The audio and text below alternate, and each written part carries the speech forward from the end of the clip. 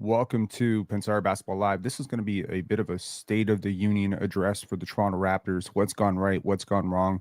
Should you be panicking about the team that I called the best team in the Eastern Conference, losing 3 of 4? Should you perhaps give them some slack because they've been in a lot of these games and Jakob Poeltl not playing last night against a pretty good team? Maybe you cut them some slack there. Are there troubling trends emerging? How do we feel about Darko Rajakovic? There's a lot of questions I want to answer in this, and it's going to stem from a lot of questions I've received via DMs, emails. So we're going to look at a few questions, subtopics in this live to prep you. The current identity crisis versus the future vision. Scotty Barnes, is he a present star? Of course, he just cracked the MVP ladder, in the top 15. Is he a future MVP candidate? Does that matter?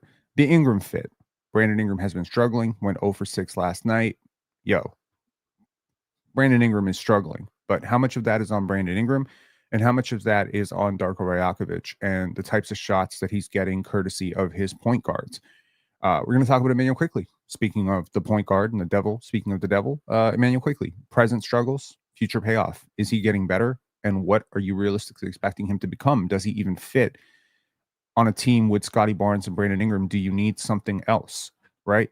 We have to talk about the role player pipeline, right? Present bench versus the future talent development.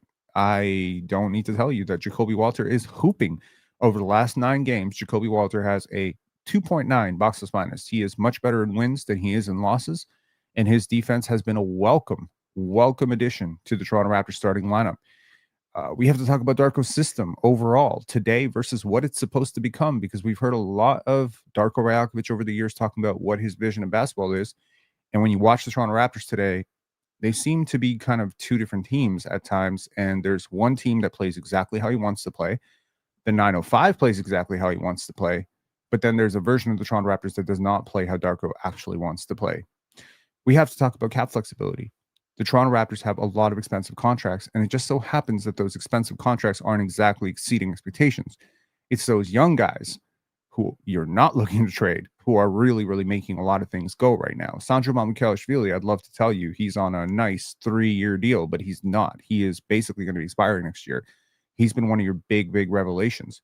So the guys that you're about to have to pay are the ones that are actually doing well, and the guys you've already paid might be the ones who are struggling a little bit. So what does that mean? The Ochai Agbaji question, right? Ochai Agbaji is dead space. He's going to miss tonight's game with personal reasons. Once again, what are those personal reasons? I am not here to judge what his personal reasons are. They could be the birth of a child. It could be a family member, or it could simply be that, he's going through something. I have no idea, but I can tell you that he has been by far the worst player to dress for the Raptors all year. Draft capital, we have to talk about that. Present limitations versus, the future route back to contention. We have to talk about the timeline alignment. Competing now in the wide open East, everyone is looking at the immediately dangling, low-hanging fruit of, hey, the East is wide open. There's no dominant team in the East. We can beat Detroit. We can beat New York. And just ask ourselves, how realistic is it to beat New York when New York is in a win now timeline and their timeline is open right now? And your timeline is technically probably going to open in a couple of years, right? Because you've invested in a lot of first-round picks, a lot of second-round picks.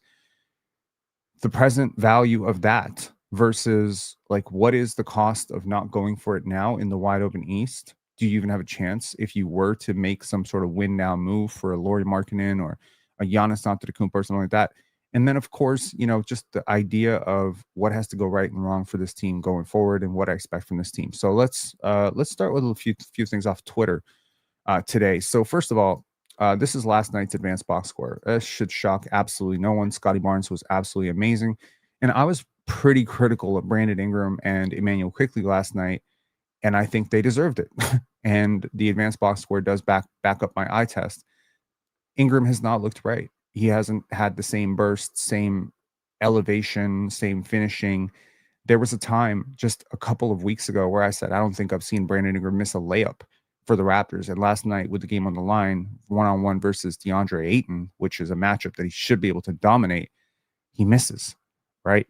And it sucks, but maybe the question right now is, are you overextending Ingram? Is maybe we have to talk about that, right? Because Brandon Ingram isn't failing by himself. There's a lack of spacing. There's a lack of true point guard in the starting lineup. And it seems like you've got these incredible pieces in in isolation, right? If I just isolate Brandon Ingram as an isolated idea or talent, it's working, right? You gave up Bruce Brown, Kelly Olynyk, and a first round pick. The first round pick will become whatever it will become, but largely because you gave it up, it'll probably become a top 5 pick.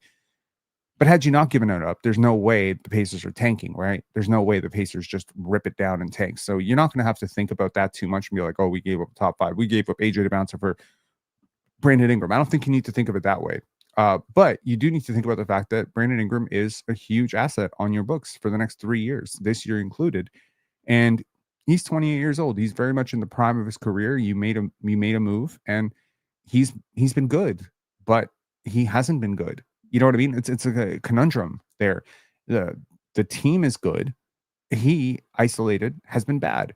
So maybe let's take a look at what is going right and wrong for Brandon Ingram and why he's missing so many shots. Does he just forget how to shoot, or what's going on? Right. And you see from last night's advanced box score, there's a lot to be happy about. Your last 2 first round picks, Colin Murray Boyles and Jacoby Walter, went nuts against the Lakers. Right. Jamison Battle, Jonathan Mobile were perfectly fine. Jamal Shed has been really good all year. First bench guard all season off the bench to cross 100 assists. He's been good, right? Sandro Mamukelashvili, off-season fined at a minimum contract. He's been really good. But damn, Grady is a mixed bag. Individually sucks, but what he does for his teammates is awesome. So he's definitely a player that we need to talk about.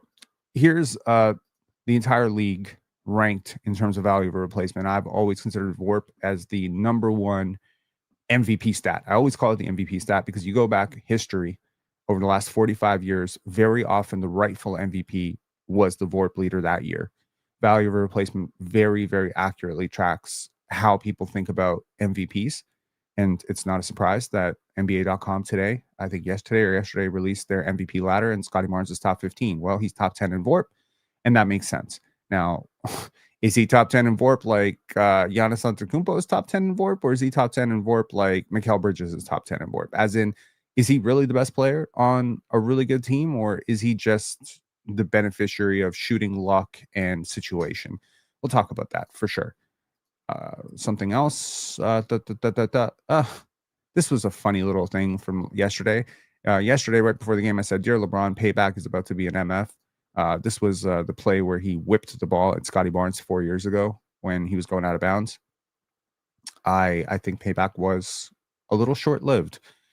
This is a interesting clip by Esfandiar Barhaney about the Raptors' late game process, and I just want to play it because I think it hammers home a lot of the things that I have said as well. And I think it does a pretty good job of breaking it down. Here's what S had to say. The Raptors are learning really quickly that entry passes are one of the hardest parts of being this constant post-up team. I think this is a pretty easy pass. Right here, if Jamal Shed really wants to make this pass, I don't think DeAndre Ayton or Austin Reeves can do anything about it. The minute you make this pass, LaRavia has to recover, and Brandon Ingram has a wide open 3. Now, he missed a lot of threes last night, so maybe you're going to say that wouldn't have been good. But I don't think Brandon Ingram gets the highest quality threes on this team precisely because you don't make a pass to Scotty Barnes here. But continue on, S. Clutch situations. They really struggle here to get Scotty Barnes this ball against Austin Reeves. And Scotty didn't take a single shot in the fourth quarter. Part of that was because of the early seal work. Scotty did a great job, but defenses in general are starting to front this action. So fronting only works. Like Scotty Barnes fronted DeAndre Ayton in the post yesterday. He got the steal because Scotty Barnes has 7'4" wingspan, and Scotty Barnes is a freak athlete. Austin Reeves cannot front Scotty Barnes in the post. This needs to be immediate. Now, I said it last night, and I'll say it for you, for the people who didn't watch a 3-hour live last night after a disappointing loss. If Barnes puts his arm up and puts a bit of a shoulder into Austin Reeves, this is a clearer pass. It's an easier pass. So as much as you want to sit there and blame Jamal Shed for not throwing the entry pass, how about looking like you can fight for position here? You need to be assertive too. And I think too often Scotty is willing to float and let somebody else make a decision for him. And that's not selfless. That's stupid. It's a different S word, right? It's the wrong S word. You don't want to be selfless to the point of stupidity. You want to be selfless in that when you draw a double team, when you force a double team, now you can actually, make a play for your teammate. But if you're not going to be aggressive, this is effective. And if I'm Scotty Barnes, there has to be a pride element here of I'm not letting Austin Reeves stop me from getting the ball. And I am definitely not letting Jake LaRavia stop me from getting to the basket. This is what I say when you talk about superstars. Shea would get this ball. Giannis would get this ball. Jokic would get this ball. It's so simple to just say it's his teammate's fault. But I'm telling you, as somebody who studies this game pretty well, this is Scotty's fault too.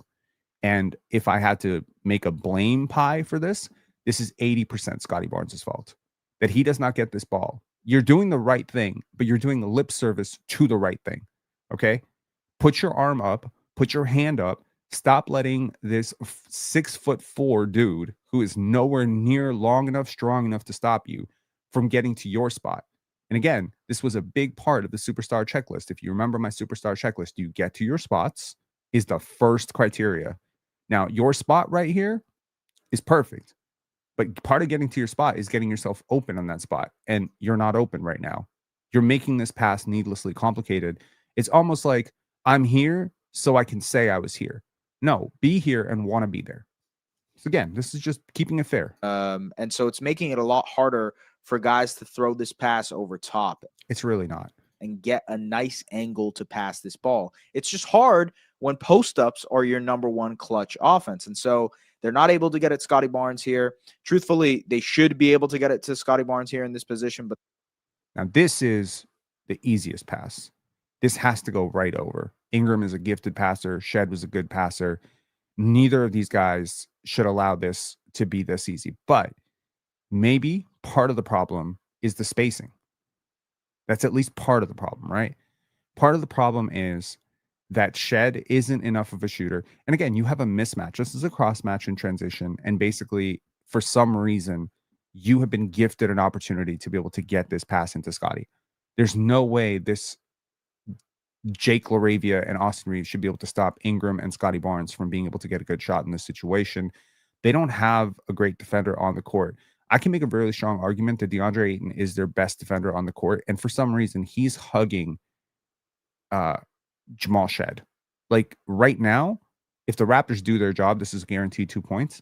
If the Lakers actually know what the hell they're doing, and JJ Redick's just standing there, patiently waiting for this play to materialize here. But if the Lakers were doing the right thing, they probably would have switched. They would have switched LeBron out onto Scotty here. They can't do it. And so instead, they try to force a re-entry with Brandon Ingram popping out here. BI should be able to make this play. This is a play that he has to be able to make. And there's 10 seconds left on the clock. Instead, it ends up with this being the case. He can't get it. Good job by the Lakers of pinching in and making it hard on Scotty to catch this ball. And that's just a tough shot. There's no reason to take that shot. In a mid-range jump shot. 12 seconds left on the shot clock until they initiate their action. This play was not broken down yesterday by me, but I think Esfandiar Barhani does a great job of breaking down just how stupid this play is. But take a listen. This is an action that you guys have seen before, right? Pinch post area option screen. So a cross screen from Immanuel Quickley. Mamu is going to set this gut action screen as well. BI has the opportunity to go this way or that way and make a bunch of plays. We've seen this a million times so far and a lot of clutch opportunities for the Raptors. It's just that it starts 12 seconds left on the shot clock. That's just not enough time for things to be able to get a good shot, right? And if not getting a good shot, find a second opportunity there. And so from this point, just a little bit too slow. And Scotty is just happy to sit in the corner here, right? Catch his breath. Now, he's a human being. I understand. He's doing a lot defensively. He's doing a lot on the glass. And right now, he's just like, okay, I guess this is not my possession. But 118 has to be your possession. Cut to the opposite wing to present yourself as an option for Shed at the 12-second mark. You're just too happy to let this play materialize for Ingram.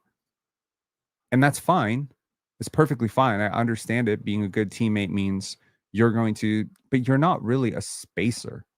I don't care if you're shooting 40% from three. LeBron is not going to think twice about helping on a drive if push comes to shove. Just a little bit. So this is just two guys, and LeBron and Scotty, kind of catching their wind here and letting the other teams play 4-on-4. But when you're your team's best player, you cannot let LeBron rest on defense either. You need to attack him. He is not wanting to guard right now. He is old. He is 41 years old. You have to put the pressure on him. Instead, you're too just slow. letting this play materialize. And here, Laravia is not a terrible defender, but he shouldn't be able to stop Ingram. And this is where I say I don't think Ingram feels right. To get to this opportunity. There's now 6 seconds left on the shot clock for BI to go one-on-one. And that's the spacing on this screen is horrible. And listen, this is not really a solid screen. It doesn't really free him up. the only shot you're living with. And here, you need to be willing to make this pass. This is 2 passes in a row where Ingram does not make it. They switched this action because, of course, shot clock winding down. And now the pass window is gone. And you're not going to live with the jump shot. That's a bailout. And this is bad clock management. And Scotty has abandoned, the corner because he realized he's not going to get the ball in the corner. And now he's just thinking about offensive rebounds. But at some point, I need my best player to get involved in this play. And more than just walking around. He picks up his ball. This opportunity is already. And this is also kind of a weird thing with Scotty.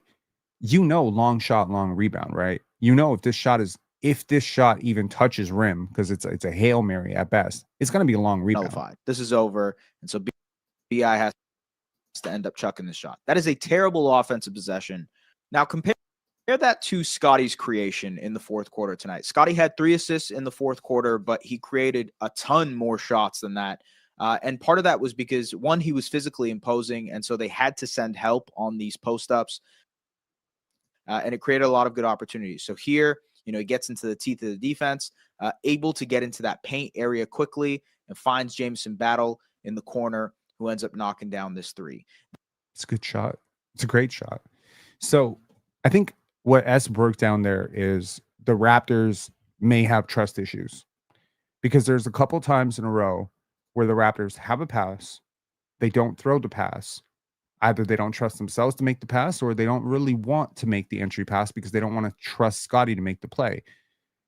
It's just bad. And you're costing yourself, right? You're costing yourself. Samson Folk had an interesting thing. I also pointed this one out. This was a quote from Scotty Barnes from last night's presser. He always makes the right play. It's what he gets criticized for. Scotty on LeBron's pass to Rui Hachimura for the game winner. Here's the thing, man. Like, Scotty is talking about himself there. Whether he realizes it or not, he is talking about himself because he is the guy who makes the right pass. Now, to the point of who is your best player, I think this debate, we need to dead this. This is your best player, okay? I don't know if Toronto has a top 3 duo in the Eastern Conference, but I do know they have a top 5 player in the Eastern Conference, and that is Scotty Barnes, okay? And I believe that Brandon Ingram is talented enough to join him on that level, to the point where, yes, you can say that these two can compete with the Karl-Anthony Towns and the Jalen Brunsons, those duos of the world. Or if you want to consider Mikal Bridges and Jalen Brunson this year as the duo for the Knicks. The Knicks are a stacked team. We're probably going to get smacked in the NBA Cup, but that's the reality. And the reality is you have these two guys, and they don't necessarily do super well on the court together. They have a combined, so far, in a pretty healthy sample size, they have a combined negative 1.2 net rating when together. One player who is playing really well, Jacoby Walter, over the last 9 games, 68% true shooting, 2.9 box plus minus in 23 minutes, 9 points per game on 1.4 steals. Very encouraging. Very encouraging indeed. We will get over the clown show that is Aaron Rose talking about trading Scotty for Giannis. That ain't happening. One more quick thing here. Okay, so the RJ helps Ingram argument, need to dead that too. Okay, yes, the offense is a little bit better with both of them. Yeah, sure. Okay, I'll agree with you. It is. RJ plus Ingram on the court is a 121 net rating. RJ without Ingram is a 121.6. So is it really the combination of the two? Is Ingram really helping RJ? Is RJ really helping Ingram? I don't know. Ingram is obviously a lot worse without RJ. RJ is mildly better without Ingram. But it's when you combine these two that you end up with like really bad results, right? Because it's kind of like the Raptors have three guys who sort of think that they're it. They think that the offense should run around them to some extent. And RJ has probably done the best job of any of the three in terms of just buying out, right? And this is where I think RJ deserves a lot of credit, because when he plays with Ingram, he does buy out of it. But when Ingram plays with RJ, he's still kind of doing his own thing. And I think that this is where the Raptors have a bit of a chemistry problem. So if RJ doesn't help Ingram necessarily, and Ingram and RJ aren't necessarily the greatest fit, who is the best fit with Brandon Ingram? Well, the number one, obviously, is Grady Dick. The two in 116 minutes together have a 129.4 offensive rating and a plus 21.1 net rating. Also helping is Jamison Battle, starting to see a little bit of a trend here. In 59 minutes together, they have a 130.1 offensive rating. So Ingram plus a shooter, ideally two shooters, is great. Ingram plus screeners is also great. Ingram plus Pirtle, who start, by the way, very many of their minutes are played together with the starting lineup. And the starting lineup, ironically, isn't great, hasn't been great for a lot of the year. But Ingram plus Pirtle is giving you a 121 offensive rating and a plus 4.9. And with them off the court, you're actually, both of them off the court in 203 minutes, you're actually a pretty good team. Jakob Pirtle by himself, Ingram by himself, kind of tells you who's doing the lifting for that pair. And then, of course, Ingram and Mamu. Mamu is much better without Ingram, but Mamu is such a positive player that he's so positive with everybody. He's doing enough for Ingram in their 272 minutes. So it's basically like the common thread here is Ingram just doesn't fit with anyone other than Grady and Jamison Battle. Why is that? Because neither of them need the ball at all. Neither of them need the ball at all. And both of them extend the maximum driving space for Ingram to attack. Scotty and RJ don't do that. Jakob Pirtle rarely does that. But Jakob Pirtle is smart enough and willing enough as a role player to buy into, I don't need the ball in this possession. Let me work to get Ingram open. So here's the point that I'm trying to make with all of these numbers. Ingram plays well when he plays with guys who buy into him as the central fulcrum of the offense.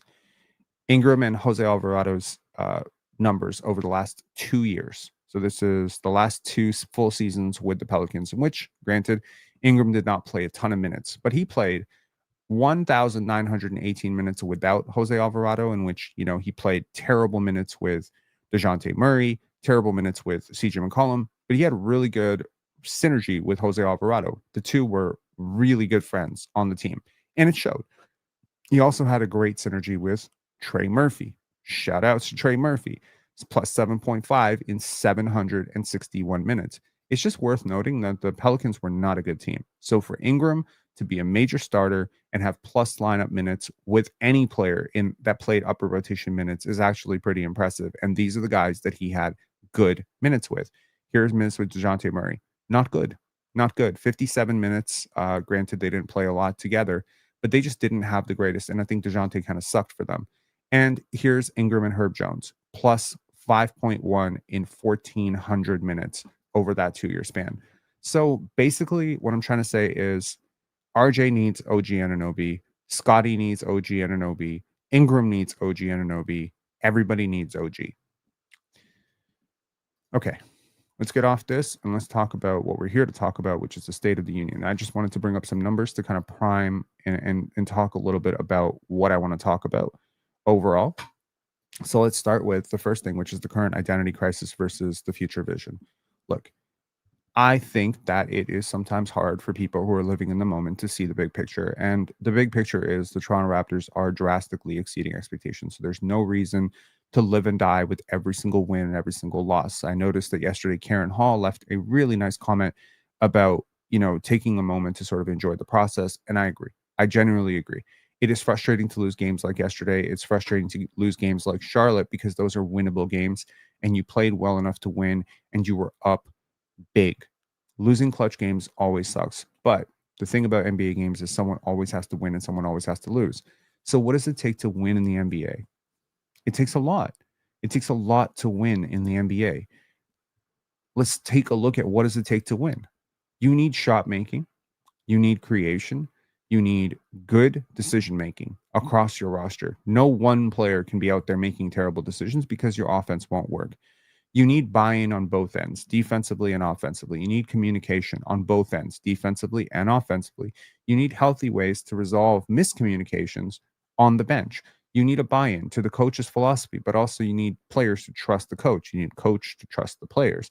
You need coach to trust his assistant coaches. You need your end of bench guys to buy into their role as energy givers as opposed to energy takers. You need guys who are willing to be ready when their number is called. There's so many things that go into winning. Defensively, think about it. You need rim protection, you need point of attack defense, you need help defense, you need smart rotations, you need guys who are willing to fight over screens. Yesterday, the Raptors found that out when Austin Reeves put 44 points on them. You need a lot to stop Austin Reeves. And if you do push something towards stopping Austin Reeves, how is it that you may not create other problems on the court, which is to say, I don't know, Gabe Vincent goes off for 4 threes and ends the game. At the end, it just comes down to this. Every single team who's ever won an NBA game scored more points than their opponent. And it doesn't really matter how you get there. And the Raptors are interesting because for the first time in a really long time, they have different avenues to success. The last time they had different avenues to success was 2021, in which they could have gone through Fred isolation, plays, Gary Trent shot making plays, Siakam isolation, and probably their defense was good enough between Barnes and Anunoby and all of their hustle bigs off the bench, Thaddeus Young, Chris Boucher, etc., that you're going to win the game anyway. Now, I think good coaches probably have a good idea of what a winning formula is, and they don't live and die on the wins and losses. They win and die on the process. Kim Mulkey, shout outs to Kim Mulkey, good coach down at LSU. Love her. I don't love her politics, but I love her as a coach, and I love her personality. And she'll often criticize after a win. She'll often praise after a loss. She'll mix it up a little bit. But her goal is not to win every single basketball game. Now, her team, LSU, shout out to Flage, shout out to LSU, they are, I think, 8-0 at this point. But she's not living and dying by the wins and losses. She's living and dying by the process of, are we being ourselves? Are we playing LSU Tigers basketball? And I think Darko has to take a similar approach with the Toronto Raptors. Are we living and dying with our formula? Are we doing what we're supposed to do? Which is to say, defensively, are we communicating? Are we getting over screens? Are we sitting in the gaps? Are we keeping our hands up? On the back end, are we boxing out? Are we getting rebounds? Are we being tough? Are we defending without fouling? These things, they have to matter. You can't game plan for shot making. Like, you just can't. You design a play to get Jamison Battle an open three, and if he misses, you live and die with the results. And you make enough of these microtransactions throughout the game, and at some point you're going to win, and sometimes you're going to lose. Sometimes you have the perfect game plan and you don't make shots. Sometimes you have the perfect play call and a guy just drops the pass. This is execution. And you've often heard NBA players come out and say, we just didn't execute tonight. What does that mean? We didn't execute, which means we had the right game plan. We didn't execute. Sometimes you have the wrong game plan. And it seems to me that the Toronto Raptors have split identity. They have like a split personality disorder between how they play when certain guys are on the court and how they play when other guys are on the court. Consider pace, right? The Raptors play faster with certain players on the court than off the court. Consider pressure defensively. Sometimes you have a lot of pressure on the court with Jacoby and Jamal Shed, and sometimes you have very lax pressure on the court with Jamison Battle and, Brandon Ingram. The consistent trends that emerge over 22, 21 games is that I think this is where we need to talk about, let's talk about that future vision. This team's future is fast. Fast. We need to play fast. We need to play physical. When you watch the OKC Thunder play basketball, the real beauty of their success is every game they play the same way. They don't run the same plays. They may not always get the right same players open. They sometimes have a surprise contribution from Aaron Wiggins or AJ Mitchell or Chet Holmgren. Sometimes the ball goes more towards J-Dub. Sometimes the ball goes more towards Shea. But their relentless consistency on one end is what is their defining championship trait. They have that ability to lock in every night. Every night they sit in the gaps. Every night they communicate. Every night they zone up. Every night they communicate on the back end. Every single night there is positive energy defensively. Every night they are clutch. This is identity. This is who we are. And at some point, a team has to define who they are. So when it comes down to clutch moments, sometimes who you are is shown. And the Raptors sometimes become a grinded out, stagnant, wait for Ingram to pound the basketball team. But identity comes down to force. And it's like the locker room, right? The locker room is down to identity. Darko is a force in that locker room. He says, we're not going to talk. When Scotty Barnes comes up to Darko Rakovic and says, I have a problem with this player, he will always bring that other player into the meeting. He'll say, I'm not going to allow you to talk about Grady without Grady being present. That's how you build culture. That's how you build trust. The consistency that Darko has provided in his approach, in his energy, in his relentless enthusiasm, positivity has allowed other things to sort of settle down. But at this point, you're divided between two different teams. You have guys like RJ Barrett, Brandon Ingram, who want to play a certain brand of basketball. And then you have guys who like Immanuel Quickley, RJ Barrett, Immanuel Quickley and Brandon Ingram, who want to play one style of basketball. And you have Jakob Poeltl, Colin Murray-Boyle, Scotty Barnes, and all these other guys. And they want to play a different style of basketball. Jakob Poeltl always plays the right way. Like he plays the right way all the time. Scotty Barnes, for the most part, 80% of the time, he plays the right way. Jacoby Walter, make shots, miss shots, confident, not confident. When he's got confidence, he's playing the right way. Grady Dick, make shot, miss shot, doesn't matter. He's missing a ton of threes. He plays the right way. He plays fast. He runs off the screens. He finds himself open. He runs in transition. He fills the lanes. He does the right thing a lot. Does he gamble? Yes. He's getting better at it, though. Listen to Scotty Barnes talk about Grady Dick's relentless approach in practices to try and do shuffle drills and try to boost up his. Grady's trying to do the right things. Jamal, constant pace, constant menace, constant communicator, constant paint touches. I know what the Raptors are trying to do. So it's very obvious when I see players who are trying to do what the team is trying to do. And so that just kind of like, that's the future vision of this team. The future vision of this team is relentless transition, fast, find open shooters, find open cutters. And of course, when the game comes down to a grind, find your shot makers to make shots. And those shot makers might be Grady at some point down the future, but right now it's Brandon Ingram. He's the one who can find his shot in tight quarters. But what happens when Immanuel Quickley doesn't understand that, and he decides to pound the dribble, even though two cutters are wide open, and waits for Brandon Ingram to free up on a post up? That's when your offense falls apart. And I think that if we're looking for, I'm not saying someone to blame, but if you're looking for the biggest shift that needs to happen on this team, it's Immanuel Quickley. In my opinion, Immanuel Quickley has been the biggest determiner of wins and losses for this team. When he's going right, this team is going right. When he's going wrong, this team is going wrong. In the first, 5-6 games, he was going wrong. Yes, Jakob Poeltl wasn't right. Yeah, Jakob Poeltl wasn't healthy. When Quickley figured it out and just started to fit out of the offense, everything started to go well. It makes sense, right? He's the one who has the ball the most. He's the one who gets the most touches. And that's probably wrong.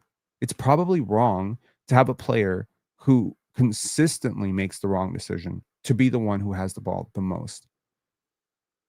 So Quickley is a weird thing because you need his spacing. You need his pull-up shooting. You don't want to see this team play without him. But at the same time, he is so consistently missing what the team should be doing. He speeds up when he should slow down. He slows down when he should speed up. He picks up his dribble when he should throw the pass. He doesn't pass when he should pass. He passes when he shouldn't pass. So we need to talk about Immanuel Quickley. What is the payoff of this? Right? What is the eventual payoff, and what are you hoping to get with Immanuel Quickley? I think that he has gotten better. His skill work, his passing, his ability to cut down his turnovers. This is a major growth. Even some of his skills package, his, layup packages, his bag work and stuff is an individual talent. Just as in isolation, if I just look at his skill sets, they are better, right? He's been hitting shots for the most part. He's been relatively efficient. He's learning to play off the ball a little bit. He's getting further into his paint touches. Quickley's only problem right now is the same problem Ingram has, which is neither one of them seem to know what to do when. They're talented. They're extremely skilled. They're extremely vital for a team that otherwise lacks spacing with Barnes, Barrett, Shed, and all these guys.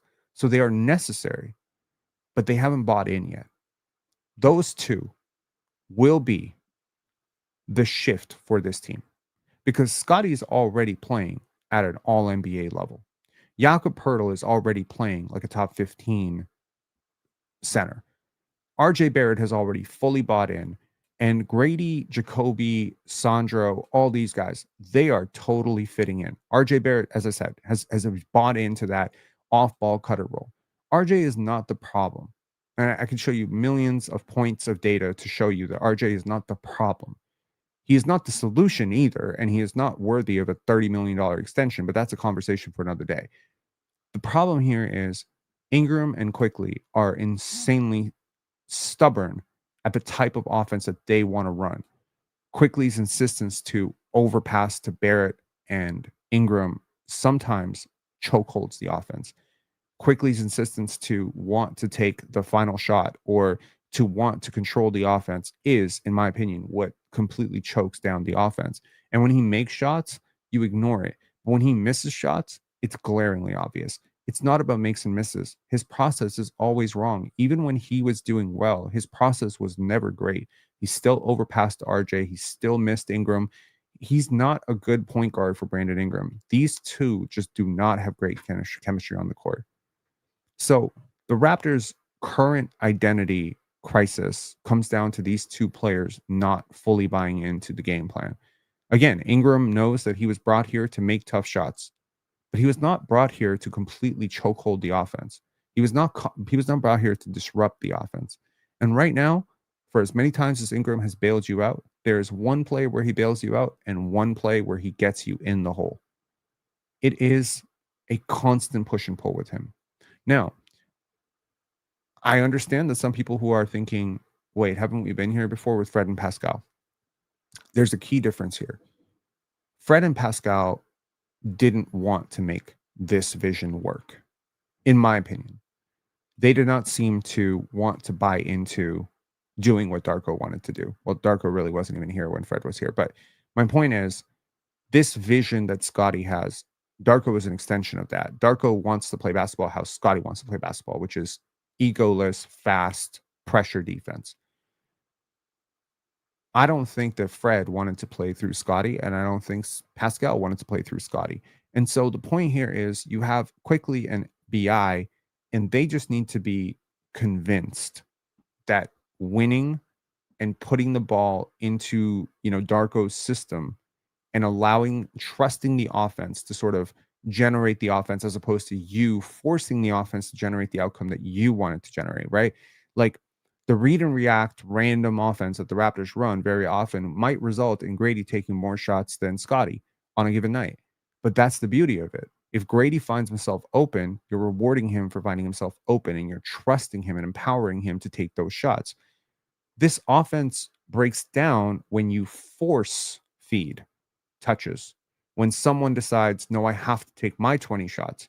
Very often, Scotty has had 12, 13 shots, and people will be like, whoa, Scotty needs more shots. Actually, no, because Scotty didn't make himself available for more shots. Ingram bought out of the offense very early, and the Raptors were winning. The Raptors were winning. When Ingram was taking fewer shots, the Raptors were winning. In fact, I can almost guarantee that Brandon Ingram is a very different player in wins and losses. Let me just prove it to you. Hold on. Brandon Ingram splits. I should have had this pulled up, but okay. So Brandon Ingram in wins and losses. In wins, he takes 16.8 shots. In losses, he takes 17.5. And by the way, he does play more minutes in losses as well. He takes fewer threes and makes more of his threes in losses. That's weird. He gets to the line more in wins. That's probably relevant. He rebounds more in wins. He probably has the ball a little bit less in wins, if we're being honest. His usage rate seems to be a lot lower in wins than losses. It's when he starts to over dribble, over penetrate that. And I mean, like he's averaging 3 turnovers a game, right? He's averaging 3 turnovers. He's almost averaging an assist for every single turnover a game. It's ironic that his scoring is not the magical, formula to fix everything, because it's the steals and the blocks. When he's charged up defensively, in the 15 games the Raptors have won, Ingram is averaging 21.4. In his 8 losses there, he's averaging 21.4. He is not the change. The change is everybody else around him, and how much he's willing to allow the offense. See, again, there's 16 good shots sometimes he'll take and 2 bad shots. So his good shot to bad shot ratio, to me, is always how I judge him. I don't care if he makes shots. I trust Brandon Ingram is talented enough to eventually hit his shots. It's the same thing with Grady. Sometimes Grady over-penetrates, over-forces, a drive, and will go right into 3 defenders. This is not a good shot for anybody. Scotty has the same problem. RJ has the same problem. Sometimes Quickley has the same problem. So ultimately, what am I trying to say here? What I'm trying to say is that if you want your identity to shift into your future vision, conversations need to be had between your key players, and people need to buy into roles, because it's a very important part. Scotty Barnes, present star versus future MVP candidate. I think Scotty's having an all NBA season. I think yesterday I watched, I had one of the most notorious Scotty haters in my life, who covers the Los Angeles Lakers, and he hit me up and he said, "You're right about Scotty Barnes." He said he is that dude. That's all I needed to hear. That's all I needed to hear. He's been trashing Scotty for 3 years in my DMs, telling me like, "Oh, if y'all got Scotty, y'all not gonna go anywhere." And yesterday he's like, "You got it, man. Scotty is fucking. He's that dude. He is that dude, right?" So JL saying 20, 21, 7 and 5 is all NBA. Sure. Pascal went to the finals as a second guy last season. I don't know what you're talking about. Are you the same person that I asked to call in yesterday, who is asking Scotty Barnes to be more articulate? Is that you? Is that the same person? Are you the same person who was asking Scotty to be more articulate, and I asked you to call in and see how articulate you were, and you refused to call in? Should I offer you the invitation again, just to watch you duck again? Here, keep ducking smoke. Okay, so Scotty Barnes. I think he's going to be an MVP candidate very soon. Is he going to be the MVP candidate on the Shea level? That's really up to him, but he's 24 years old. And I think at 24 years old, he is showing you that he is ready to take that step. But I need him to take that step when it counts the most. And one of the biggest things that I think for a lot of players is wanting the ball. LeBron allowed D Wade to kind of take over the offense way too often when he got to Miami. He was easily the best player on that team. And it took D Wade going up to LeBron and saying, "Listen, man, this is your team. We are your team. Go take us." And then they won. They won, right? So sometimes even the best player in the world needed to be empowered, because there was a player who he'd been watching be more skilled than him and more, D Wade had a lot more of a bag than LeBron James in 2005, 2006, 2007. And so it's very easy to be seduced by that. And if you're a naturally not passive, but like playmaking is your central focus, and winning games is your central focus, you're naturally going to want to get the ball to your strongest scorer and want them to cook. But I think D Wade had hit the nail on the head. He saw the vision, and I think maybe something similar has to happen here, where Ingram says, "Listen, like this play where you wanted the ball, put your arm up. I'm going to get you the ball." And I think the day that happens, the day Ingram says, "Okay, I know I want to be an all-star again. I know I have all these individual goals in my life. I know that I want to get the league to respect me the way they once did. I know I want to fulfill the promise and the prophecy of me being a second overall pick and compared to KD or whatever. But bro, I also want to win, and winning solves everything." Pascal Siakam did not want to buy into an offense led by Scotty Barnes, so he coasted in the corners and couldn't hit his shots. But when he went to Indiana, he fully bought in to an offense run by Tyrese Halliburton. Scotty is better this year than Halliburton was last year, in my opinion. Why? Sometimes it just comes down to that. It's just ego. It's ego. Chris Boucher and OG Anunoby were perfect with Scotty Barnes. Why? Because they're fantastically amazing basketball players? No, not just that. Because they bought into a Scotty-led offense. They bought into it. They went up to him and they empowered him. They said, "Every time you open, I'm going to get you the ball. Go, go, go." And Scotty was like, "Bet." There are certain players that are willing to do that with Scotty. There are certain players who are not. And I think it comes down to this. you're always going to have a player on your team that thinks he deserves the ball more than you do. But if you're the franchise player, you got to make that evident. So I don't know what it's going to take. Is it going to take Scotty making the All-Star team over Ingram for Ingram to kind of realize, oh shit, I came on to this guy's team? Maybe I should go and tell him. Is it going to take a whole bunch of losses in these situations where Ingram takes the final shot? What's it going to take? Is it going to take Ingram sitting out 4 or 5 games, Scotty having the ball in his hands? You know what I mean? Because the push-pull is real. While I can say that Ingram doesn't necessarily want to defer to Scotty, it also feels that Scotty doesn't exactly do a lot to help Ingram either. And that's actually hurting both players, because the synergy here is if we lose, like if I lose, we both lose, right? That kind of situation. The trust between these two players is the most important thing. The trust between your 3 top options in this offense is Quickley, Ingram, Barnes. And it seems like Quickley and Ingram have sort of figured out their connection. They look for each other constantly. Quickley and Barrett have figured out their connection. But Quickley and Barnes and Barrett, Barnes and maybe among the 3 players, it seems like Barnes and Barrett probably work best in terms of just their on-court chemistry and how often they look for each other. I think all of this matters. That's why Jose Alvarado, who is a much worse player than DeJounte Murray, did so well with Brandon Ingram. So I think at some point Barnes has to make a decision too. Either take control of the offense and just say, this is my team, or completely relinquish control of the offense and say, it's your team. What can I do to make you better? But you can't be in both. You can't half it. You can't be like, okay, well, I know it's my team and I want to be an MVP and I want to be this and I want to be that and I want to control the offense and I want it to go exactly how I want it to go and everything.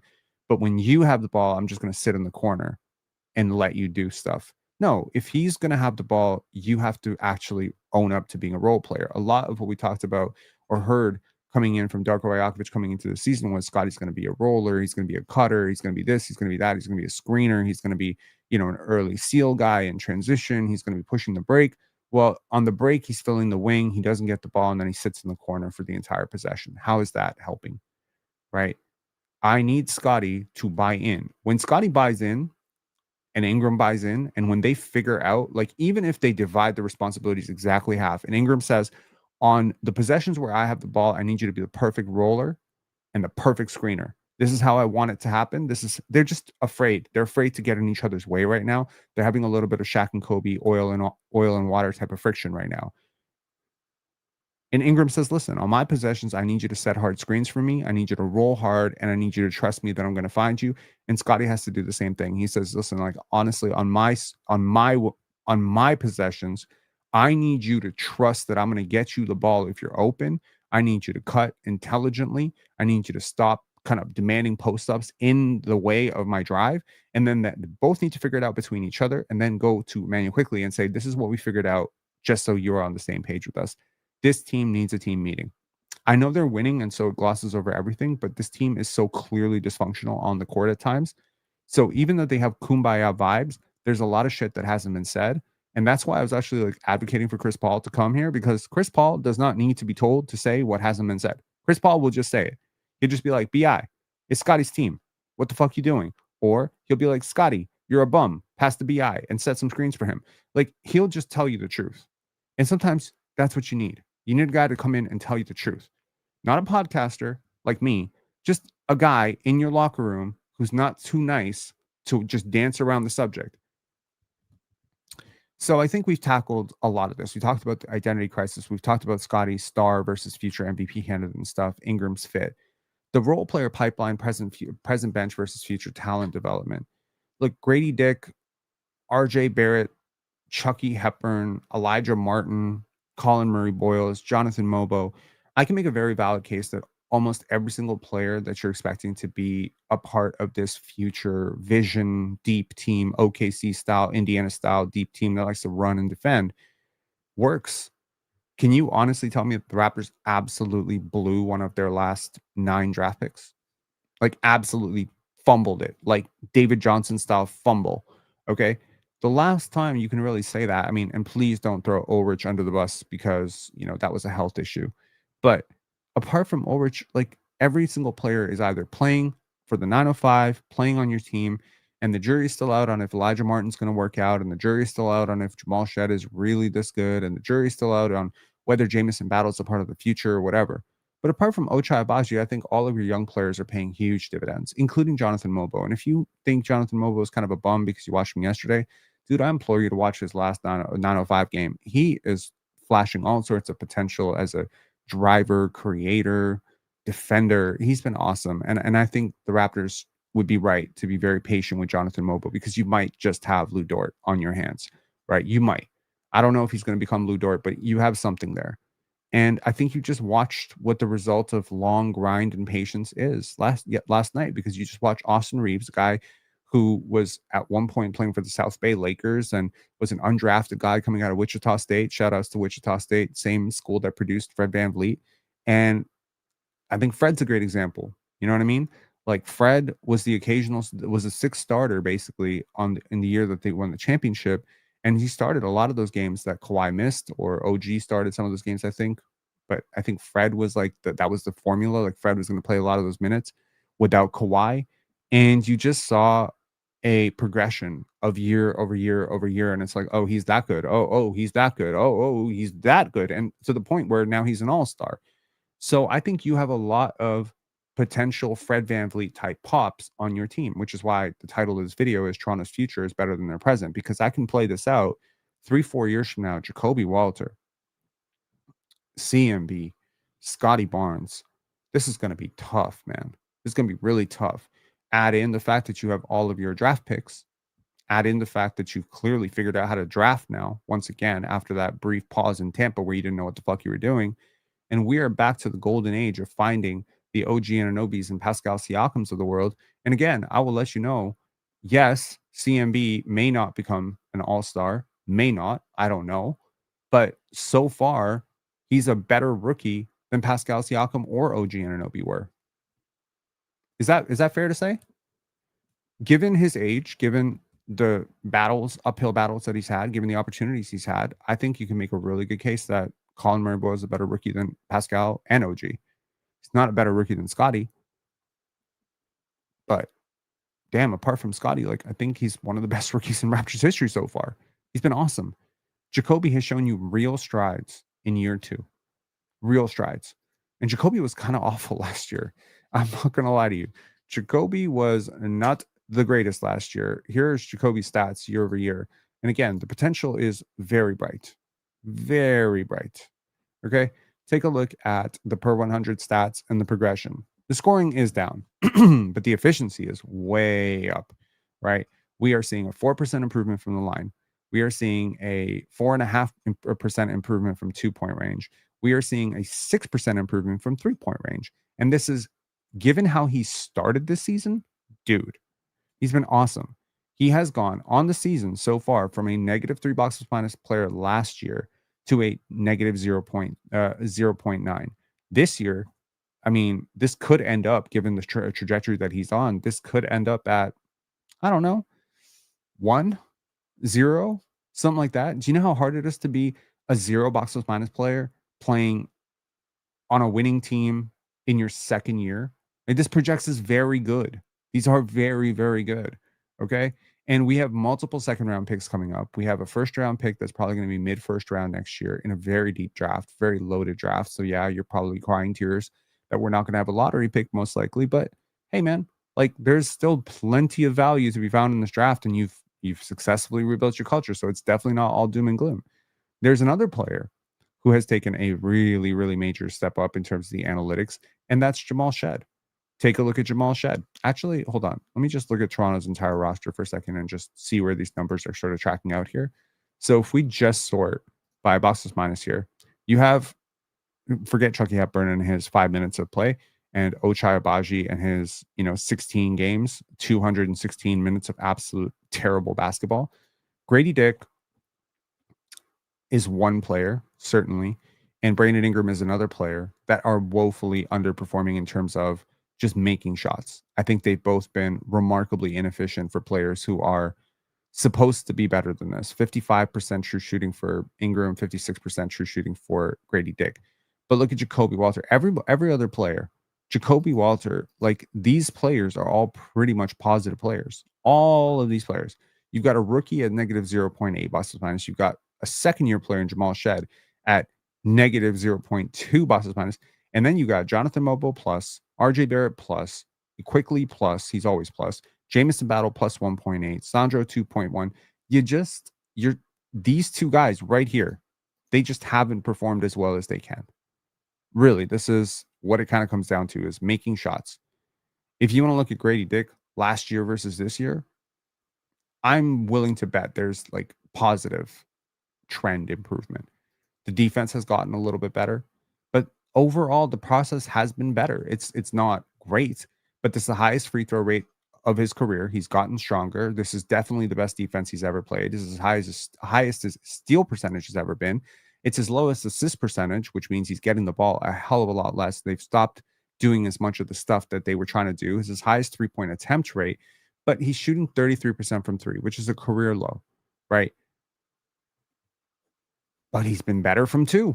So those finishes are getting better, right? Per 100 possessions, he's shooting 53% from two, which is a career high, right? The effective field goal percentage is middle of the pack. The free throw percentage is right around where it's been for most of his career. But again, like, is Grady getting better? Not as fast as you might have wanted out of a former Gatorade National Player of the Year, but man, he is probably shooting about as terribly as he's going to shoot, touch wood, and he's still having one of his better seasons so far. I think he can get better, but he's probably the one guy in this entire group where I'm just like, I'm on watch. But Jacoby, Jamal, and CMB and Scotty, like, to me, the progression is very real. Take a look at Scotty's numbers this year versus last year, and you're going to be shocked. Now, to all the talk about, hey, how do you think Scotty Barnes is going to feel about being a third option? Well, I would like to let you know that Scotty Barnes is actually having his best scoring season ever. Per 100 possessions, he is averaging 29.1 points per 100 possessions. This is up from 28.2 last year and 27.5 in his lone All-Star season. Unlike last year, however, he has not been inefficient. He is shooting a career best. Let me just go through all the stats and you'll see where it ranks in his career. Field goals made, number 1. Field goal attempts, number 3. Field goal percentage, number 1. 3-pointers made per game, number 2. 3-point attempts, number 3. 3-point percentage, obviously number 1. 2-pointers made, 2-pointers attempted, 2-point percentage, number 1. This is right above his rookie season. Do you know how efficient and how unguarded he was in his rookie season? Like, effective field goal percentage, number 1. Free throw attempt rate, middle of the pack. Free throws made, free throw percentage, number 1. He has risen up to an 85% free throw shooter. This shows me work. To go from 73% to 85% is showing me work. Offensive rebound rate, it's down a little bit. Defensive rebounding, but overall rebounding, this is his best rebounding season per 100 possessions. It's middle of the pack assists, but everyone is taking a bit of a hit on the assists between him, Grady, etc., to accommodate how much Ingram has the ball. Steals, close. Blocks, number 1. Turnovers, down, right? So the assist to turnover ratio is hovering around 2-1, but it's actually better than 2-1, which is good. And in terms of scoring, this is his number 1 season. The analytics are definitely not lying to you. In terms of win shares per 48, this is by far his best season. Offensive Boston Finest best season. Defensive Boston Finest best season. Boston Finest best season. Value of replacement. By the end of the season, this will be his best season. Value of replacement is cumulative over the season.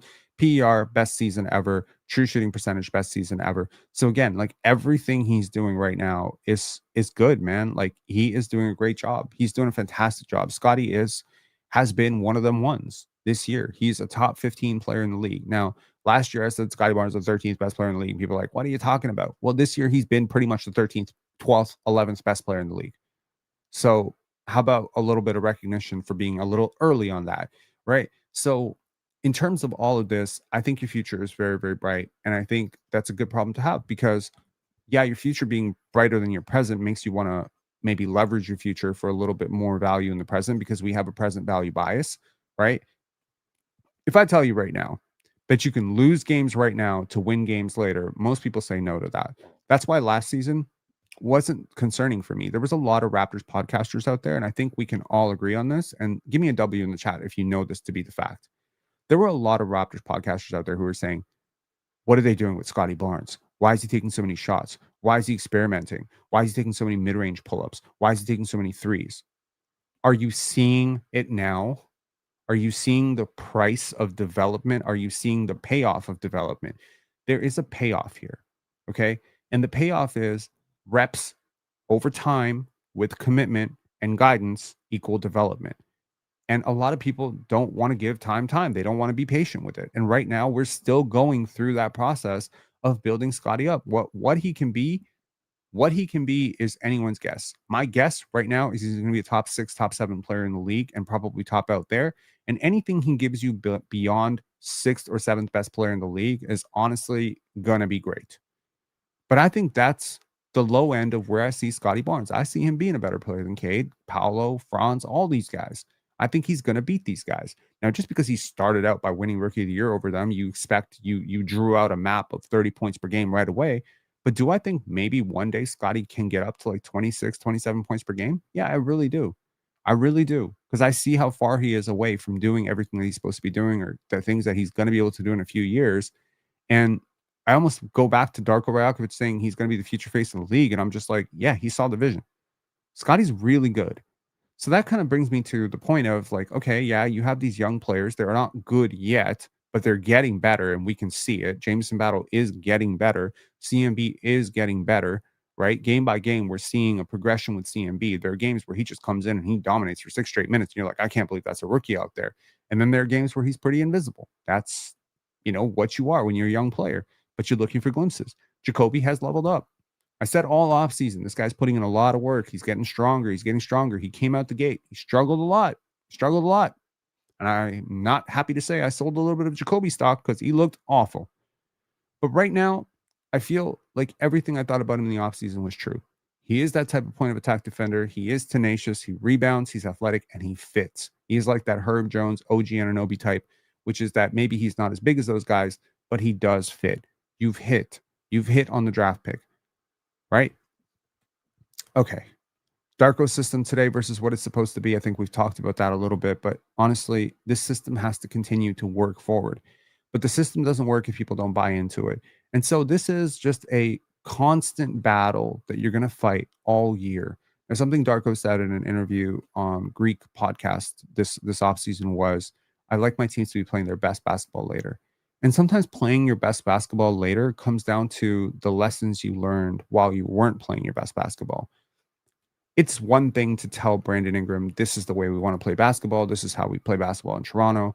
But you can't be dictatorial about it either, right? You can't go and say, okay, well, blah, blah, blah, blah, blah. Like,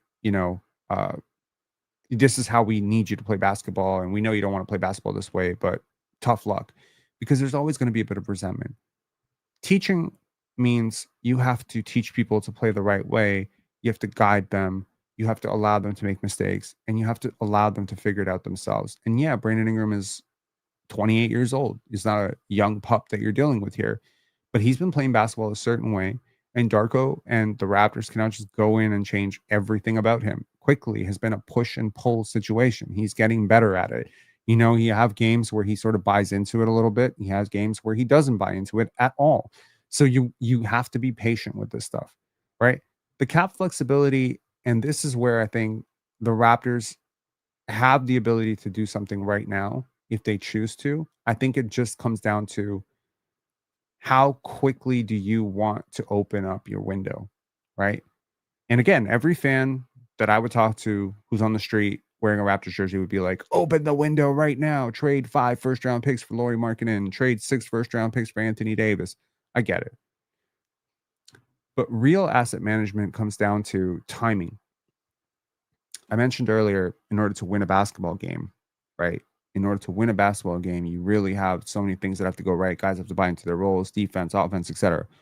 But in order to win championships or to ever win a championship, another championship in Toronto, you're going to need to get your timing right, right? You're going to need to make sure that you hit on the right decisions at the right time. It doesn't matter if you hit on the right decisions at the wrong time, right?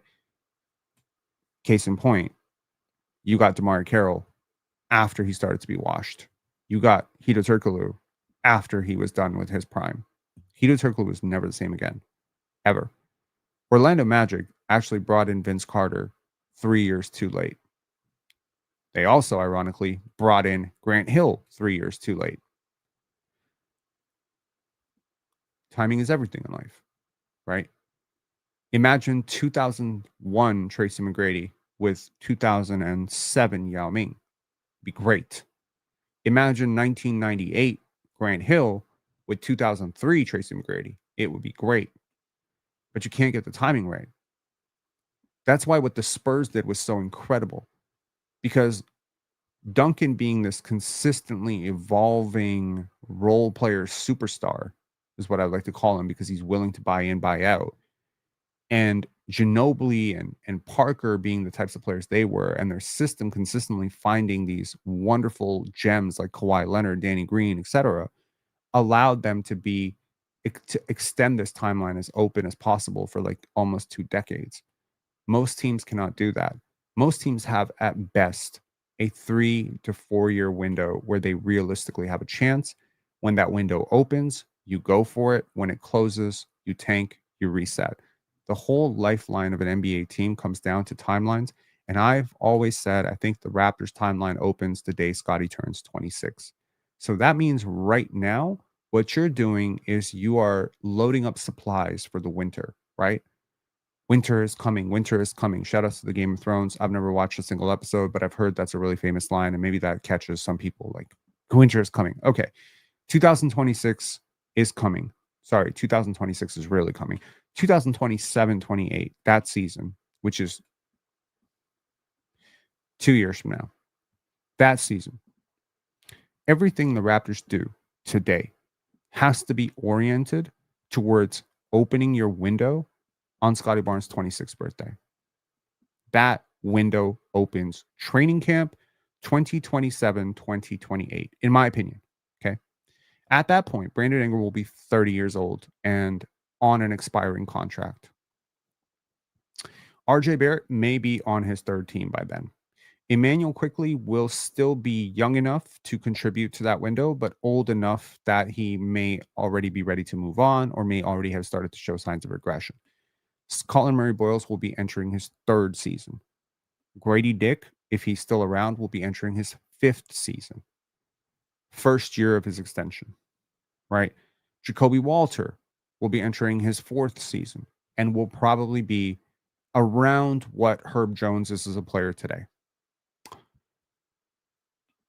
You need to find a second star somewhere. You need to find one. Ingram ain't it.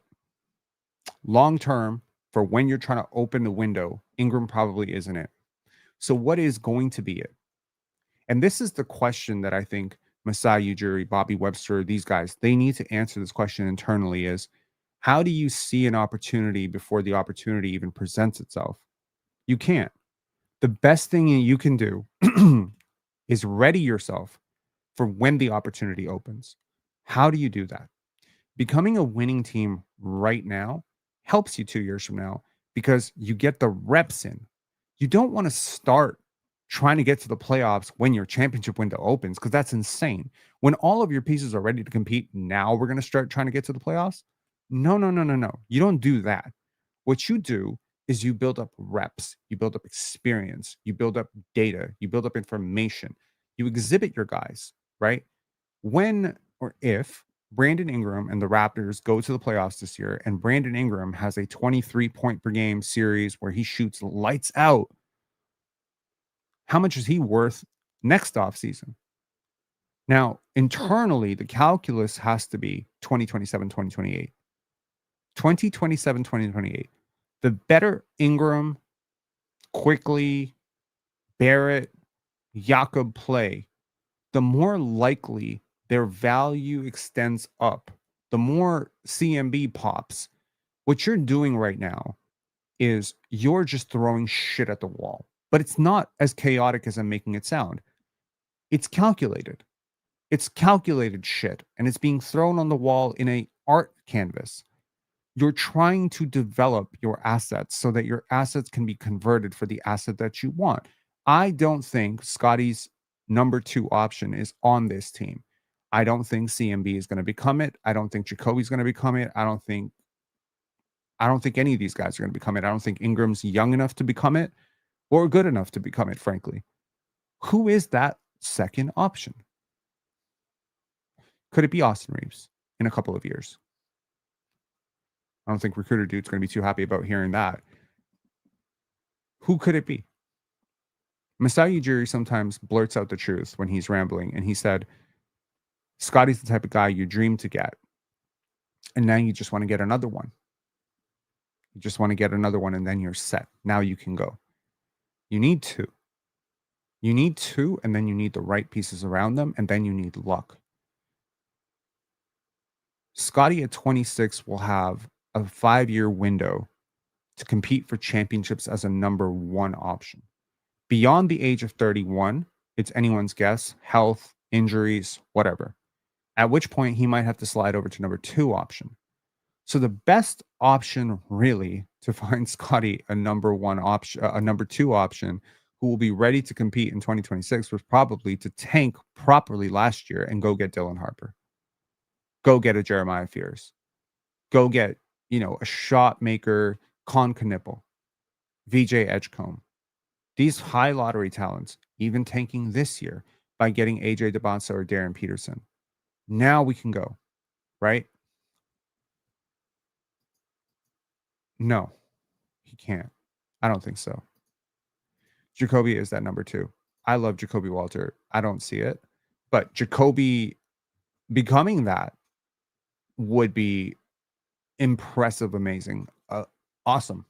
If Jacoby can become that, he's exactly the type of player that Scotty could really work with. They already have a good relationship. They already have that sort of, yin and yang personality thing where one is loud, one is kind of soft spoken. It's a good pairing.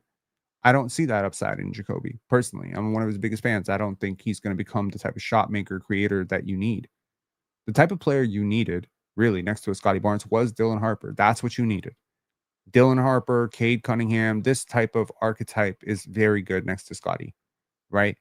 But you need that player to be young enough that when your window opens in 2027, 2028, that they can actually grow together in that window, because that window opening in 2027, 2028 doesn't mean you got to win a championship in 2027, 2028. What you got to do at that point is you got to get that window open. You got to make a realistic crack at it. And let's just say in 2027, 2028, you have a 20% chance of winning a championship or 15% chance. I think anything beyond a 5% chance to win a championship means your window is open. Okay. So your window opens in 2027, 2028. You take a 10% swing at it. Your 10% swing comes down to the fact that you're the second best team in the Eastern Conference that year. You've got one of the best players in the East. You've got a good team. You've spent on the veterans required, the core pieces required. You have a backup center, all that stuff, right? Don't sweat the small stuff, right? You have a good pipeline of assets. You haven't completely depleted your assets for the win now move that is Desmond Bane. I mean, shit. I thought that was a good move at the time. I was dead wrong so far. So the question then becomes, you have a 10% chance. How can we make it a 15% chance the next year? How can we make it a 20% chance the next year, a 25% chance the next year, and maybe keep it at a 25% chance the final year? Now, let me use roulette as an example to anyone who's played roulette. This is like putting $10 on red. No, this is not like putting 10. This is like putting $10 on the middle column. No, that's not accurate either. It's like putting $10 on the middle section, then putting $20 on the middle section, $30 on the middle section, $40 in the middle section, and then you crap out. That's basically what it is. That's what winning a championship is like. Championships are like roulette. It might be the third section 4 times in a row, and you're going to have to say we crapped out, but we were there. We were at the table. We gave ourselves a chance, and we crapped out. It happens. It happens to everybody. Okay, the Sacramento Kings were good enough to win a championship with Vlade Divac and Doug Christie and Mike Bibby. They had everything you need to win a championship. The Portland Trailblazers with Scottie Pippen and Rasheed Wallace and Arvydas Sabonis were good enough to win a championship. They were deep. They were good. They had a star. They didn't win one. Okay, There's a lot of teams that have been good enough to win championships and did not win championships. Okay. And that's what regrets are for and tears are for. But as an organization, what you need to do is you need to be smart with your assets. You have to be timely with when you choose to go, and you need to be patient. And patience says right now is a development year again. People don't like to hear that, but all this year is preparing for 2 years from now. So this NBA Cup game that we may win, we may lose against the New York Knicks is going to expose things and teach things. If you go one more round, let's say you beat the Knicks and then you go up against, I don't know, Miami, Orlando, whoever the hell you go up against, Detroit. I don't know who's in the NBA Cup from the Eastern side. I actually can't remember the NBA Cup bracket at all. Hold on, let me just pull it up for a sec, just so I'm not misinforming you. NBA Cup brackets. Okay, let's see here. So currently, the NBA Cup bracket has been set. Let me pull this up on the screen. This is the bracket. So that's cool. Toronto versus New York. Orlando versus Miami. OKC versus Phoenix. The Lakers versus the Spurs. More likely than not, the following things are going to happen, in my opinion. Orlando, who are getting Paolo back, are probably going to beat. No. Miami beats Orlando. New York beats Toronto. The Lakers beat the Spurs. The Thunder beat the Suns. Then the Thunder beat the Lakers. New York beats Miami. And we get New York versus OKC in the NBA Cup game. Let's say it doesn't work that way, though. Let's say the Raptors actually do win. Raptors beat the Knicks. They get healthy. Then they proceed to beat the Heat, and they go to the finals. And then they get stomped by the OKC Thunder. Wemby is coming back. Oh, interesting. I didn't realize Wemby was coming back that soon. Cool. That's good to know. If Wembanyama comes back, that could throw a monkey wrench into everything the Lakers are doing. But I just don't think that the Spurs necessarily match up super well with the Lakers. And I think either way, that's going to be tough for the Raptors to beat whoever comes out of the West. The point here is through these 3 games, potentially 1 game, 2 game, or 3 games, you're going to learn so much about this team. Approach this season like an anthropologist. If you're the Toronto Raptors, you have to. You have to approach the season like an anthropologist. You have to stop thinking about wins and losses and making immediate trades and thinking about the impulsivity of, I can't believe you lost this game against New York. Yeah, it's disappointing, and I was disappointed right there with you. But after a day of thinking about it, I have to recalibrate and realize this is all about 2027, 2028, guys. Everything we are doing is for 2027, 2028. You don't think about the minutia of it. You think about, what did we learn yesterday? Now, how do we grow from it? We're on a back-to-back tonight. Is there going to be a hangover? What can we learn from that? We're facing a team that has taken us down to the wire twice, and we've split against Charlotte. How do we handle the 3rd time we play a team in such short succession? Do we learn from our mistakes? Do we leave Con Knipple open again tonight for a game winner? This is me learning about my team learning about themselves, and the league learning about this team. Very important.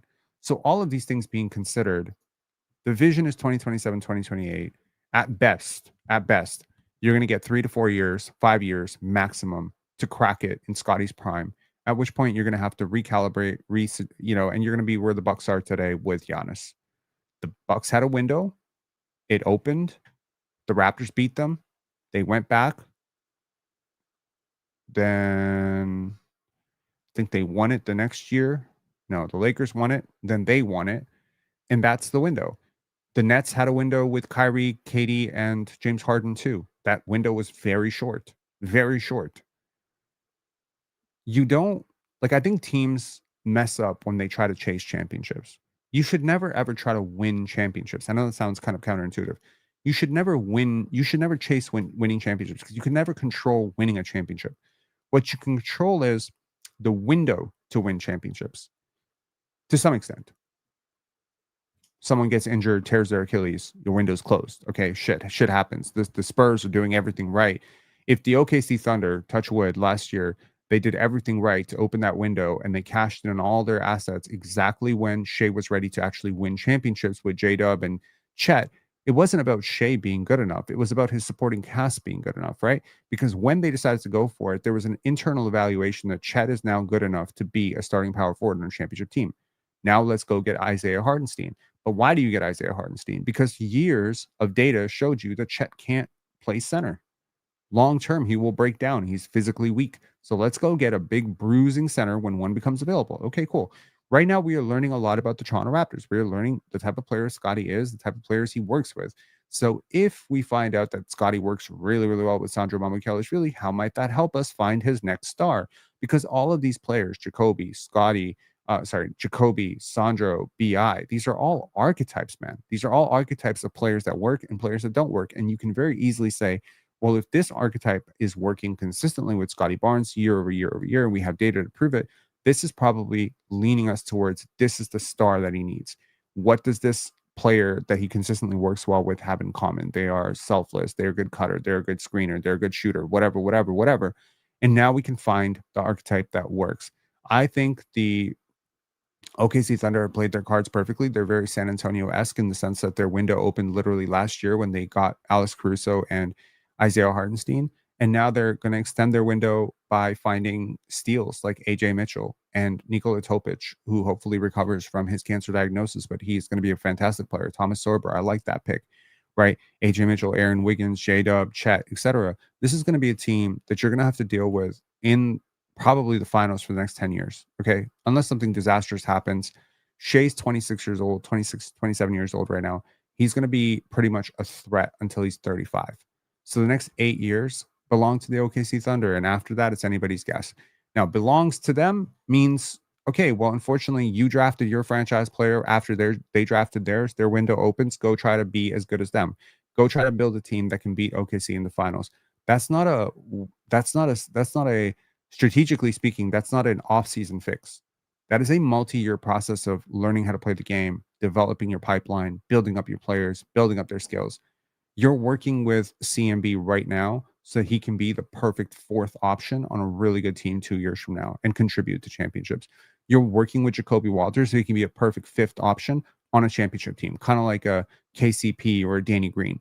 You're working with these guys. You're still missing the first, second, third, of that order. You don't have a clear-cut Shea. You don't have a clear-cut Chet, J-Dub, Shea type of trio that we can all be like, okay, well, I totally see the vision of how this is going to work out. You don't have the KD, Durant, Harden trio that the OKC Thunder used to have. You don't have Shaq and Kobe here.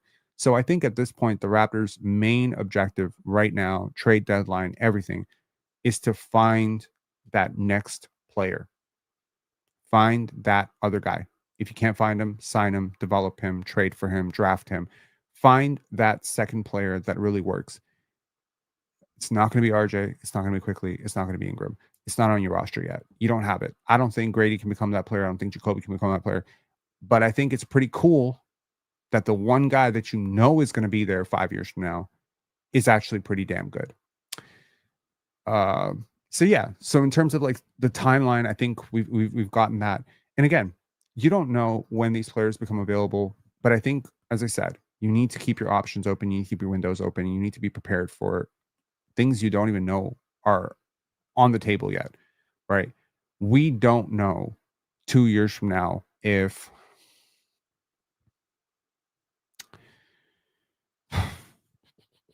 who might become available. We don't know if Chet becomes available because the OKC Thunder becomes so expensive. We don't know that.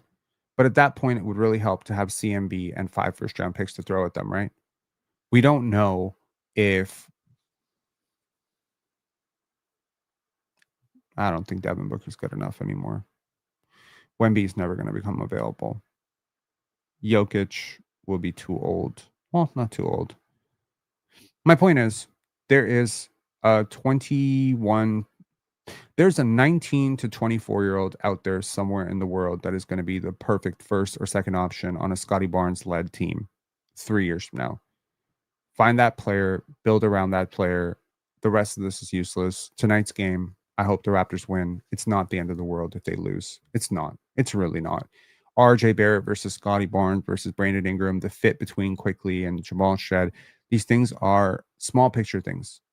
The bigger picture, yes, this might be it. This would be it. Anthony Edwards, Tyrese Maxey, these are the players. These are the players that you need to think about free agency, targets, etc. These are the players you need to start thinking about long term in terms of like, how can we get them if they ever become available? I mean, we're living in a league where Luka got traded, and I know that shouldn't set a precedent for anyone that's tradable, but honestly, like anyone might be tradable in a couple of years. If Anthony Edwards wants out, I need to think that the Raptors have the best offer to get Anthony Edwards. And if Anthony Edwards is going to require 5 first-round picks, well, if you already trade your 5 first-round picks to get Mikal Bridges, you can't make that trade. So this is all about that kind of stuff. Maybe the right second option isn't even a superstar. Maybe it's Jamal Murray. Maybe it's Jamal Murray in a couple of years, right? Maybe. I mean, I doubt it, but maybe it's Jamal Murray. Maybe SGA in 3 years. I have no idea. My point is, maybe it's J-Dub. Maybe J-Dub. Maybe it's one of these guys. Maybe it's Schengen. Maybe it's somebody like that. Teams are going to get expensive. There's going to be opportunities. The Raptors need to be flexible in those opportunities. Flexibility means that you keep your picks, keep your contracts reasonable. The Raptors are kind of one for two on that. I think their contracts are not very reasonable. They've signed Yak long-term. He's already got back issues. This is a problem. So I think at this point, Bobby Webster maybe needs to look at himself in the mirror and just say, how am I doing? How am I doing with these contracts? And I'm very curious to see like what will come of these contracts, because I think they've overpaid for just about every single player they've signed other than Scotty over the last 4 years.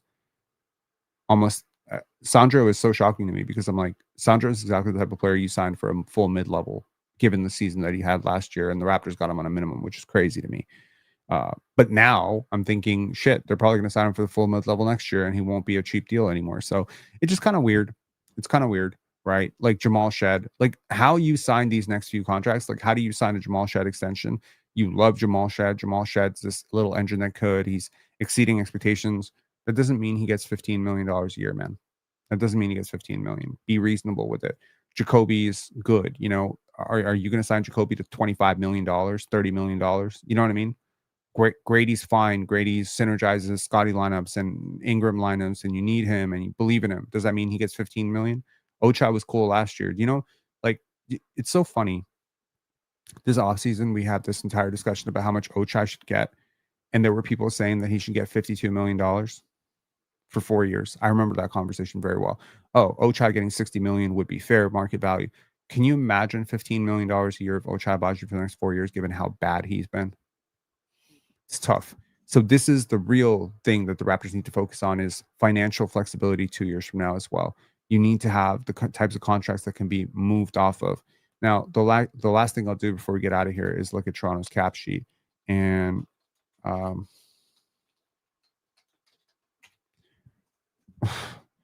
put Toronto Raptors cap, and I got a whole bunch of listings for Toronto Raptors literal baseball caps. Okay, so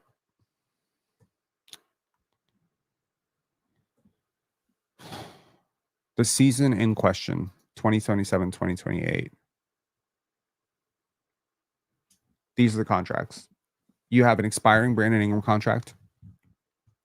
You have Quickley at $32 million. You have Jakob Poeltl with I believe, partially guaranteed 27. Let me just check this for a sec here.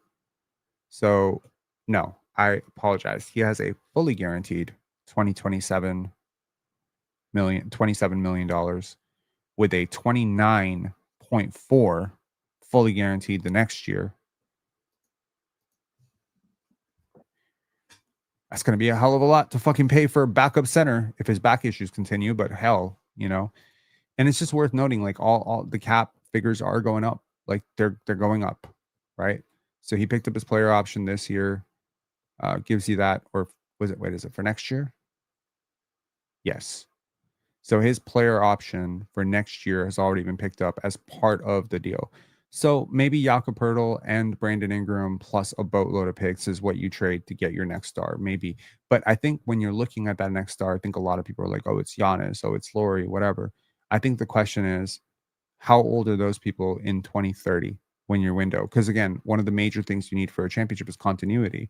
It would help right now if AJ DeBonsa gets on this team next year. Like, I mean, we're not going to get AJ DeBonsa, but let's just say AJ was on this team right now. AJ and Scotty then have 2 years, 3 years to build up chemistry before they get to the championships. The continuity that, Giannis had with Middleton and Holiday, the continuity Murray had with Jokic, and well, Jokic had with Murray and MPJ, and the smart guy who comes into that mix with Aaron Gordon. Like, that's how you win championships. So to explain the concept of winning a championship, you don't build it to win a championship, you build it to maximize your window. The Raptors did this, the window maximization, making smart calculated trades. But when they finally pushed all of their chips to the table, they only had 1 year to win it, 1 to 2 years. With Kawhi, if Kawhi stays, your window is 2 years long. 2 years. Okay? If maybe 3 years. Honestly, maybe 3 years. If he stays for 3 years, you're a championship contender for 3 years. So you have a 3-year window. You won it in your first year. He leaves. Your window pretty much shrinks after that. But yeah, I think all of these things are very important. I think the Raptors are doing everything right in terms of building up their pipeline, keeping their assets flexible. The only thing they're not doing right now is, I think, they're not signing the smartest contracts. Like, their contracts are needlessly expensive. Ingram's expensive. Barrett's expensive. I think they haven't done the greatest job at tanking when they needed to tank, because certainly we could talk about, how differently this team would look right now if you had actually tanked in 2022, when I was saying tank, and you got a Victor Wembanyama. Like, imagine planning out a future parade right now around Wemby and Scotty. But even if you hadn't gotten Wemby, you would still have your second piece right now, right? You would still have your Amen Thompson. Like, you would still have that second dude who can just go to battle, and you could have like 2 all-stars. So I think that's really the point here. The Raptors need to think everything in terms of 2027, 2028, 2027, 2028. I think you need to evaluate this team with that window in mind, and you need to think about your future players with that window in mind. And so instead of thinking about Jacoby missing shots today, start thinking about the type of player that what he's doing today is making him 2 years from now. I think that's the way the Raptors are approaching this. And I think that's the way a sensible fan should approach this. Sorry for the Yap Fest. I think I wanted to talk about way too many things in one video, and hopefully I talked about enough of those things that can all be strung together. We have a super chat from Dylan Shoot. Said, do you think CMB's upside is higher than expected after seeing him play so far? Maybe he could get to 3 or 4 boxes minus at some point. I think 3 or 4 boxes minus is perfectly reasonable. I think achieving an all-star ceiling is very reasonable given the progress that he's already made as a shooter. I think it would be very disappointing if he didn't become an all-star. And I mean this sincerely. I think this draft has been amazing. Khan's been great. Jeremiah's been great. Derek Queen's been great. VJ had his moment. Cooper Flagg is amazing. There's so many good players in this draft. I absolutely think CMB belongs at the table with those guys. I really do. Jury's still out on, what Noah Senge will be. I think Cedric Howard is working out. There's a lot of good players in this draft. Charlotte nailed it with their multiple picks. They nailed it, right? There's going to be a lot of good players, ton of good players in this draft, man. So is CMB going to be one of the top 5, 6 players in this draft? My money would be on probably. Dylan Harper's amazing too. So like, I would bet money he's not going to be the best player in this draft or the second best player in this draft. But after 4, let's say, can he be the 4th to 10th best player in this draft? Yes. And where did you pick him? You picked him 9th. So you picked him well. Will someone who's picked after him become better? It's certainly possible. Cedric Howard could become better. It's certainly possible Derek Queen could become better. It's possible some guy we're not thinking about right now could become better, who's picked in the second round. That happens, right? But I think he'll return top 10 value, and you spent a top 10 pick on him. I think Jacoby will return top 19 value. You spent a top 19 pick on him. I think Jamal Shed has returned top 20 value, and you spent a 45th pick on him. So I think overall, you're hitting on your draft assets, and that's good, right? It's one thing to have them. It's another thing to actually hit on them. KP7, who has been a member for 3 months, shout outs to you, said, who really is a better two-way player than Scotty Barnes right now? Two-way.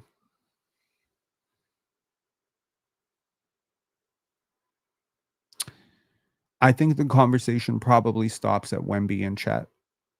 Wemby, Chet.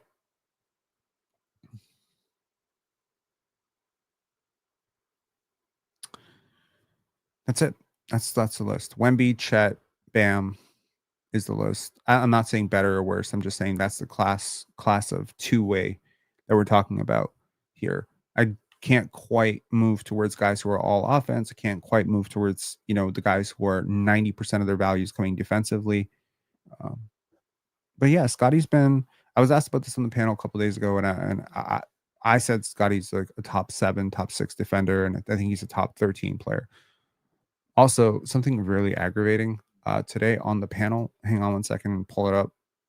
This was insane to me. Hold on one sec. Sorry for the endless scrolling there.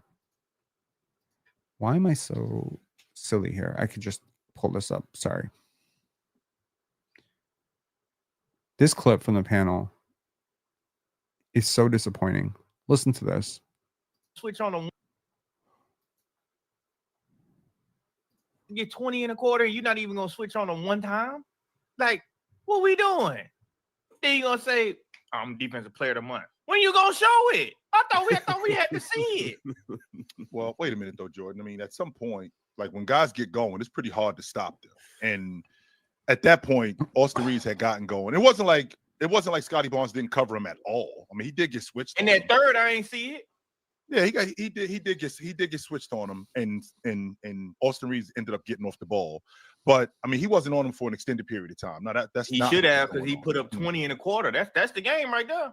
You thought he was gonna stop that 20 in that quarter? I think Scotty could just stop it. He might not have got 20. He might have got 15. I feel you. I mean, I respect the dedication and like the respect that you have for Scotty's defense. He don't got that for himself, which is why he didn't go guard him. He seen what Austin Reeves could do. He didn't want none of that. That's right. Really what it was. Damo, you right. I mean, you probably right, Damo, to be real at the same. I love when people keep it real. Love when people keep it real. Reality is great, bro. Keep it real. But maybe we don't always have to keep it real, dumb. I'll talk to y'all later. Raptors face the Charlotte Hornets for the third time. They won the first one on a pair of blocks from Ingram and Barnes. They lost the second one on a couple of very costly mistakes down the stretch by Brandon Ingram. This is payback time. Now, I said it when the Raptors went to New York after losing that Charlotte game. Their compete level will tell me who they are.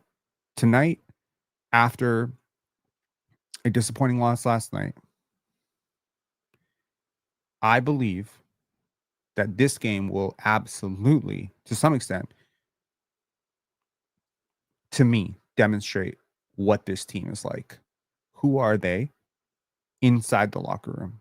Because a lot of us, we get to see the press conferences, we get to hear some stuff, rumors, but we don't know what those locker rooms are actually like. So if this team comes out and gets smacked and they look tired and depleted and they look defeated from last night, to me, I'm ready to full on panic.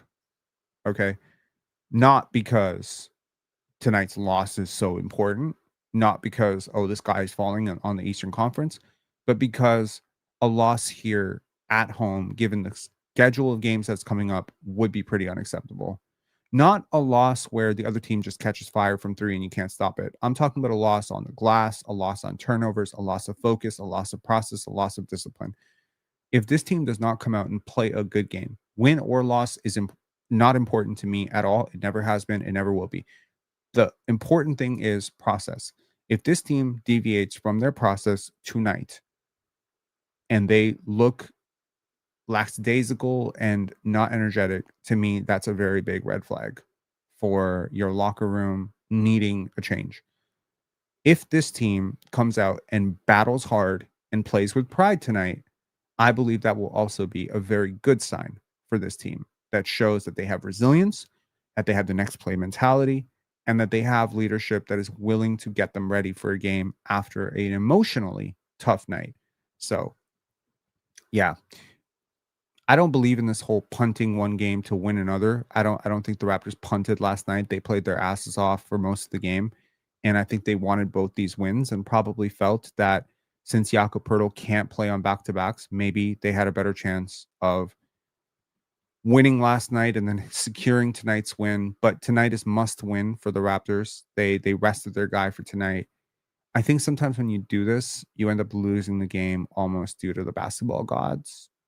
But hopefully the basketball gods won't punish us for giving our 7-foot center a bit of a break. Anyways, talk to y'all later. Have a great one. Peace.